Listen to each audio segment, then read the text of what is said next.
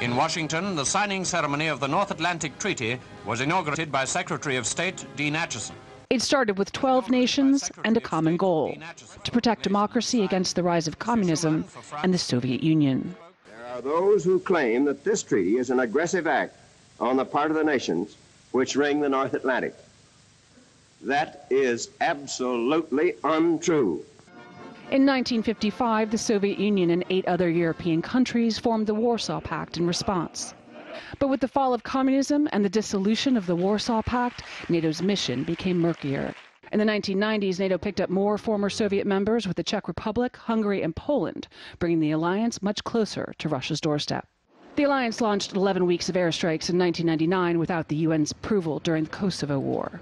But it was 9/11, an act of international terrorism, not communism, that made NATO's leadership invoke its collective defense measures for the first time in its history. It shall be regarded as an action covered by Article 5 of the Washington Treaty, which states that an armed attack against one or more of the allies in Europe or in North America shall be considered an attack against them all.